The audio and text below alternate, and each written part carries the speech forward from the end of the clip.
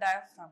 Okay, it comes for theory question, and also it can be given in your viscera also. Okay, now we don't have viscera of diaphragm, but if it is removed from the body in your exam, you will be given the viscera. Okay, before that we will show you the viscera also. So this is the diaphragm. Okay, it is a dome-shaped structure separating the thoracic cavity from the abdominal cavity. And these are the crus.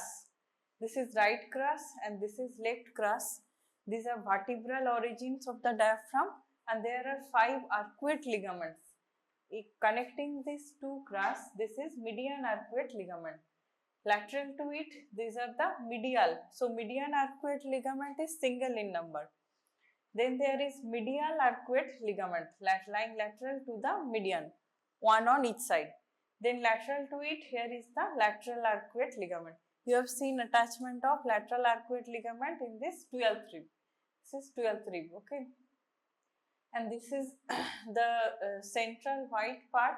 This aponeurotic part is known as the central tendon, and lateral part is muscular for the diaphragm, and it is taking origin from anteriorly from the sternum, laterally from the ribs and the costal cartilages, and posteriorly from the vertebral bodies and this arcuate ligaments. Okay, and there are 3 openings from anterior to posterior. Anteriorly there is the vena cava opening. This is opening for the inferior vena cava. Inferior vena cava drains into right atrium after passing through this vena cava opening. Then there is esophageal opening. So vena cava opening is lying towards the right side. Okay, and this esophageal opening, it is lying slightly towards the left side. Esophagus is passing through it, and both vagus nerve, right and left vagus nerve, are passing through this opening into the abdominal cavity. And this is aortic opening. Through it, descending thoracic aorta continues downward as the abdominal aorta. Okay, so and this is osteoaponeurotic. Osteoaponeurotic means some part of the opening is formed by the vertebral body, and anterior part of the opening is formed by the median arcuate ligament. Okay, so during inspiration or expiration, the size of the opening does not change because it is osteoaponeurotic. Okay, and size of these 2 openings, vena cava opening and esophageal opening, these 2 are changes during inspiration and expiration. Okay, so that is the difference. So thoracoabdominal diaphragm, there are other diaphragms in the body. Thoracoabdominal diaphragm is called it is the largest, and we call it the diaphragm. Okay, or there is oral diaphragm, pelvic diaphragm, like this. Okay, oral diaphragm lying in the floor of the mouth. Okay, formed by the mylohyoid muscle. Pelvic diaphragm is formed by the levator ani and other muscles together. Okay, so this is also asked in your viva. How many diaphragms are present in our body, and name those diaphragms. Okay, important viva question. So we will discuss the diaphragm today. Thoracoabdominal diaphragm, it separates the thoracic cavity from the abdominal cavity. It is the principal muscle of respiration. Okay, main increasing of the volume of the thoracic cavity is done by descent of this diaphragm. Okay, and it is a dome-shaped musculo-aponeurotic partition. It has muscular domes, that is right and left domes, and a central tendon. Right dome of diaphragm lies higher than the left due to the location of the liver. Okay, liver is located just below the dome of diaphragm on the right side, and it is lying slightly. That's why the right dome is slightly higher than the left. Okay. See, the arcuate ligaments has been shown, and Crura of the diaphragm. See, the left crus is smaller in length. It extends from L1 to L2. Okay, and the intervertebral disc. And right crus is lengthier. It extends from L1 to L3 and this intervertebral disc. Okay, this is median arcuate ligament. Here is the medial arcuate ligament, and this is lateral arcuate ligament. Okay, and lateral arcuate ligament is extending from tip of L1 vertebra to 12th rib. Okay, medial arcuate ligament extending from L2 vertebra to the tip of L1 vertebra, and median arcuate ligament, it is connecting the two crus of the diaphragm. Okay, understood? And also structures passing just beneath these ligaments are also important. We will discuss it. So you practice a schematic diagram like this. So origin, the domes of the diaphragm project into the thoracic cavity, and it has three groups of fibers. Three groups of fiber we have seen: sternal part, costal part, and vertebral part. Sternal part consists of two fleshy slits that arise from back of the Gifford process. Costal part, it arises from inner surface of lower 6 ribs and their costal cartilages. And vertebral part consists of right and left crura and 5 arcuate ligaments. So these are the origins of the diaphragm. So crura are elongated muscular slip. This extent of crura is important for your MCQ and Viva. Okay, right crus extend from L1 to L3, left crus L1, L2. Right crus arises from the right side of anterior surface of L1 to L3 vertebra and corresponding intervertebral disc. And left crus is smaller than the right, arises from the left side of anterior surface of L1 and L2 vertebra and corresponding intervertebral disc. Okay, so this is origin of the cruras. Next we go to the arcuate ligaments. 5 arcuate ligaments are present. Median arcuate ligament arches between the upper ends of right and left crura. So this is median arcuate ligament, and medial arcuate ligament arches between L2 vertebra to the tip of transverse process of L1. Here you can see medial arcuate ligament extend from L2 vertebra to tip of the transverse process of L1 vertebra. Okay. Next is lateral arcuate ligament. It arches between the tip of transverse process of L1 vertebra and the 12th rib. Okay, from tip of transverse process of L1 vertebra to 12th rib. So on two sides, two lateral arcuate ligaments are present. Now we go to the insertion. So origin we have discussed: sternal origin, costal origin, vertebral origin. Next we go to the insertion. All the fibers, so from this peripheral part, it is taking origin and inserting into this central tendon in the median portion. So all the fibers converge and insert into the central tendon. So what is central tendon? Central tendon is an aponeurotic sheet and it is trifoliate shaped. Trifoliate means it is extending on 3 sides. Okay. It is trifoliate shaped, have a single triangular median or anterior leaflet. This is anterior leaflet, and 2 tongue-shaped posterior leaflets. See, these are the 2 tongue-shaped posterior leaflets, right and left. And it is fused superiorly with the fibrous pericardium. Okay. So on the superior surface in the mid part, heart is lying along with the pericardium. So pericardium is fused with this central tendon. See here, this is schematic diagram of the diaphragm, its origin, insertion, central tendon, 3 openings and the structures passing through the openings. You can see, so this is aortic opening. Okay, through the aortic opening passing the aorta, thoracic duct and the azygous vein. This is esophageal opening. Through it passes the esophagus to vagus. Left vagus becomes anterior vagus. Okay, and right vagus become posterior vagus after entering into the abdomen. And these are the vessels, esophageal branches of the left gastric artery. Okay, and veins will correspond with the arteries. And this is vena cava opening. Through it passes the inferior vena cava and right phrenic nerve. Okay. Now, just beneath this medial arcuate ligament, this is medial arcuate ligament. Through it passes the sympathetic chain. Okay, And these structures, greater and lesser splanchnic nerves, they pierce through the crus of the diaphragm. Okay. And just beneath this lateral arcuate ligament passes the subcostal vessels and subcostal nerve. Subcostal nerve root value is T12. Okay, 12th thoracic nerve. And here lies the superior epigastric vessels passing here near the sternum. Okay. And if this foramen is enlarged, this is known as foramen of Morgagni. And parts have been shown. This is sternal part, costal part, here is the vertebral part, and this white colored one, whole portion is the central tendon of the diaphragm. So what are the openings in the diaphragm? This is mainly asked. This come as a short note or part of the long question. Openings of the diaphragm and their structure passing through the openings is very, very important. Okay.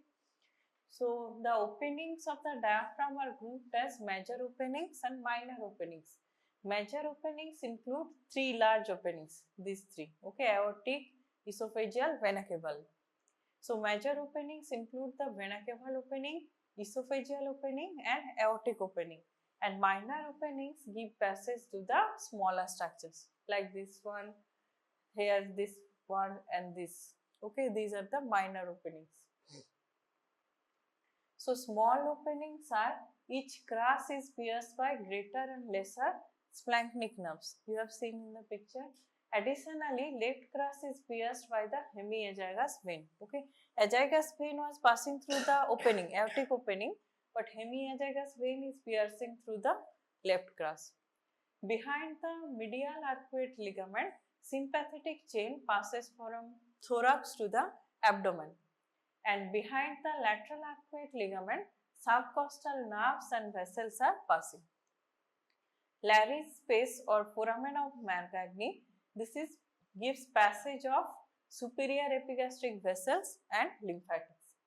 And musculophrenic vessels pierce the diaphragm at the level of 9th costal cartilage. Okay. Musculophrenic artery is a branch of internal thoracic. Okay. Internal thoracic is dividing into two, musculophrenic and superior epigastric. Okay. So superior epigastric was passing through Larry's space of foramen of Morgagni. This is very, very important, very frequently asked in your viva, an important site for diaphragmal hernia, diaphragmatic hernia, space of Larry or foramen of Morgagni. This is lying near the sternal, at the junction between the sternal and costal origin of the diaphragm. Okay, you have seen in this picture. This is the foramen of Morgagni, here passing the superior epigastric vessels, okay, or space of Larry, also called space of Larry. Musculophrenic vessels pierce the diaphragm at the level of 9th costal cartilage, okay. Now, what is the nerve supply? Nerve supply is very important. Motor supply is phrenic nerve. Phrenic nerve root value is important, C3, C4, C5. Sensory supply comes from central part of diaphragm is supplied by the phrenic nerve and peripheral part is supplied by lower 6 to 7 intercostal nerves. Okay. Next we go to the blood supply and lymphatic drainage. Arterial supply. Arterial supply is by branches of internal thoracic artery, musculophrenic artery and pericardiacophrenic artery. Okay, and branches of aorta are lower 5 posterior intercostal and subcostal arteries, superior phrenic and inferior phrenic. These are also direct branch from the descending thoracic aorta. And veins correspond. This is branch from thoracic aorta, superior phrenic coming from superior aspect of diaphragm, and inferior phrenic is first branch of abdominal aorta, supplying from the inferior aspect of the diaphragm. And veins correspond to the arteries and drain into the systemic veins. Okay, understood? So this is the blood supply of the diaphragm. Next we go to the lymphatic drainage. Diaphragm is drained into the following group of lymph nodes. 4 groups are present. Anterior diaphragmatic lymph node, posterior diaphragmatic lymph node, right lateral and left lateral group of diaphragmatic lymph nodes. Okay. On the foreside, 4 group of lymph nodes: anterior, posterior, right lateral, left lateral. Okay. Now, what is the actions of diaphragm? This is important. Action, it helps in inspiration. This is the main function of the diaphragm. Diaphragm is the principal muscle of respiration, and on contraction, diaphragm descends downward and vertical diameter of the thoracic cavity increases, and it helps to create more negative intrathoracic pressure and helps in inhalation of the air. Other actions, it helps in micturition, defecation, vomiting and parturition. It supports the vertebral column by increasing the intra-abdominal pressure in weightlifting. It helps in venous return to the heart by decreasing the intrathoracic pressure, that is via suction action. Okay, if the intrathoracic pressure will be less, that is it is more minus pressure, it will pull the blood from downward from the legs or inferior extremity, which is pull upward towards the heart. And esophageal sphincteric action by contraction of the arching fibers of right crus over the diaphragmatic esophageal opening. Okay, it helps in formation of one sphincter by these fibers of right crus around the esophagus. See, this is the position of diaphragm. This is chest wall and this is the diaphragm. This is the red colored one. This is the position during normal expiration, and during inspiration you can see the chest wall is expanded forward and laterally, and this diaphragm is descending downward. So green one is the position of diaphragm and chest wall during the inspiration. Okay, so vertical length of the thoracic cavity will increase during the inspiration. And in case of paralysis of a part of the diaphragm, that part moves against the normal direction. Okay, during normal inspiration, diaphragm descends, but if in this case right half of diaphragm is paralyzed and due to negative pressure in the thorax, it will be pulled upward instead of downward. Okay. Upward movement of paralyzed dome of diaphragm in inspiration. Okay, and there will be difficulty in breathing. Next we go to clinical aspects. Paralysis of diaphragm, it occurs due to damage to the nerve supply, that is phrenic nerve. If phrenic nerve is paralyzed, leads to paralysis of the diaphragm. In unilateral paralysis of diaphragm, paralyzed dome of diaphragm remains elevated during inspiration and moves downward in expiration, and it is called paradoxical movements, and it can be observed on radiological fluoroscopy, that is real-time viewing. So in this test you can see this paradoxical movement of the diaphragm. Bilateral paralysis may lead to respiratory failure. Okay. Next we go to hiccup. What is hiccup? Irritation of the diaphragm may cause spasmodic involuntary contraction of the diaphragm and produce hiccup. Diaphragmatic hernia. What is diaphragmatic hernia? This comes as a short note. Diaphragmatic hernia. It is protrusion of the abdominal content into the thoracic cavity through the different defects in the diaphragm. Okay. So that is diaphragmatic hernia. These are the main sites of diaphragmatic hernia. Here is site of Morgagni hernia. Okay. Here sternal origin is defective. Sternal origin is defective, and enlargement of space of Larey or foramen of Morgagni, and the content from abdomen enter into the thorax through this enlarged foramen. This is site of Morgagni hernia, and this is the site of Boktalek hernia.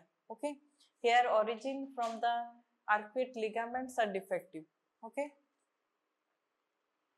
so there is two types of diaphragmatic hernia: congenital diaphragmatic hernia and acquired diaphragmatic hernia. Congenital are of these three types: Bogdale's hernia, Morgagni hernia, and diaphragmatic eventration. Congenital diaphragmatic hernia occurs due to failure of proper formation of the diaphragm.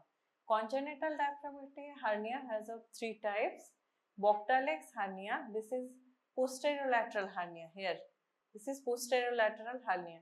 95% of congenital diaphragmatic hernia are of this Bogdale's hernia. It occurs due to failure of contribution of pleuroperitoneal membrane to the diaphragm. Okay, pleuroperitoneal membrane was helping in formation of the peripheral part of the diaphragm. Okay, so if there is defect in formation of diaphragm in this region, there will be hernia.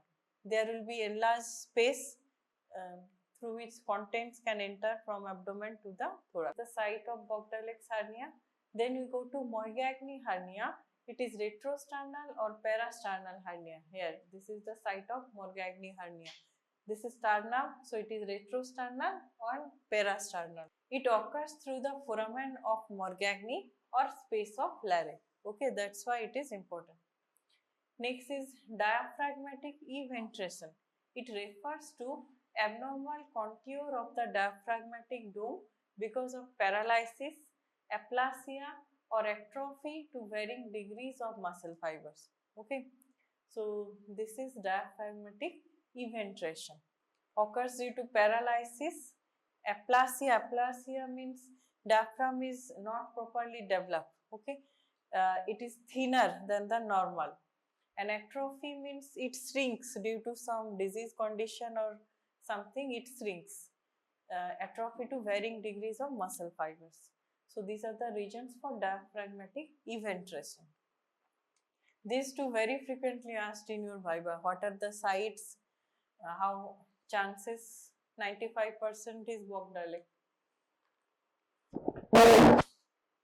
Next we go to the acquired diaphragmatic hernia. This is again of two types, sliding and rolling.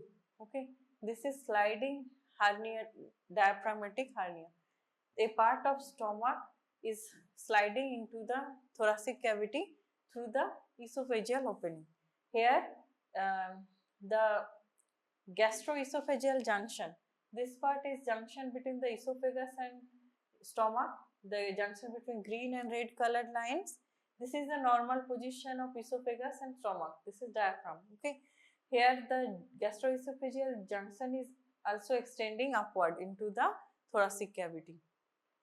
And here in rolling hiatal hernia, a part of fundus of the stomach is extending into the thoracic cavity, but this gastroesophageal junction is lying in normal position, that is within the abdominal cavity. That is the difference between sliding diaphragmatic hernia and rolling diaphragmatic hernia. Here some part of the stomach is extending into the thorax. Here gastroesophageal junction is normal in position, only fundus of the stomach is entering into the thoracic cavity. So acquired diaphragmatic hernia may be of traumatic origin, traumatic hernia, sliding hiatal hernia or rolling hiatal hernia. In sliding hiatal hernia, a part of stomach protrudes into the thoracic cavity through the esophageal opening of the diaphragm, and it occurs due to old age, obesity, chronic cough or so on, and it may result in gastroesophageal reflux disease. Okay, and gastric ulcers. Sliding hernia is the commonest of all the internal hernias. Internal means it is lying within the body cavities. Okay, in external hernia you can see the protruding structure. Okay, in femoral hernia or inguinal hernia, the abdominal contents are protruding through the wall and you can feel it from the outside. Okay, but this is internal hernia because without any, you cannot see it from outside. Rolling hiatal hernia. Rolling hiatal hernia, in this gastroesophageal junction remains within the abdominal cavity and fundus of the stomach bulges into the thoracic cavity. Here is the fundus is extending into the thoracic cavity. This is rolling hiatal hernia and this is sliding hiatal hernia. Hiatal means it occurring through the esophageal hiatus. Hiatus means opening. Okay, esophageal opening. That's why the name is given. Okay, that's all. Any queries? Nerve supply is, it has motor supply and sensory supply. Motor supply is via phrenic nerve. Phrenic nerve you have seen in mediastinum. That is, root values are important, C3, C4, C5. And sensory supply is coming from central part of the diaphragm by the phrenic nerve and peripheral part by lower 6 to 7 intercostal nerves. Okay. So phrenic nerve is a mixed nerve. It is containing both sensory fibers and motor fibers. Okay, understood? Any other queries? Diaphragm, oral diaphragm, pelvic diaphragm. Okay, so these three are main diaphragms in our pelvic diaphragm. Okay, so diaphragm you prepare as a short note, or openings of the diaphragm can individually come as a short note. Diaphragm important, short note from diaphragm. And these hernias, diaphragmatic hernia can also come as a short note. Okay, also can come as a long question. Diaphragm, its origin, insertion, everything you have to write, then it comes as a long question. Okay. And in viva table also diaphragm is very frequently asked, and if we prepare the viscera, we will show you later on, and it will also be given in your exam. Okay, that's all. Any queries? You place your fist of these two hands just below the domes of the diaphragm. Okay, generally aorta is attached. You place the aorta posteriorly, place the two domes over the two fists of your two hands, and right dome will be slightly higher. Okay, that's how you place it in anatomical position for the diaphragm. Okay, understood? And the central tendon will be middle part and fibrous pericardium. You will see it will be attached to the diaphragm. So you place the pericardium above, and in the, so opposite side will be the abdominal side, the lower side, it will be covered by peritoneum, so it will be smooth, and where the pericardium is attached, that part will be rough. That's how you identify superior and inferior. Upper part will be rough for central tendon, anterior posterior identified by aorta is attached or aortic opening and crashes are present posteriorly, and right and left you determine on your own and place the right dome slightly higher than the left. That's how these points you remember for holding it in anatomical position of the diaphragm. Okay, understood? Okay, that's all.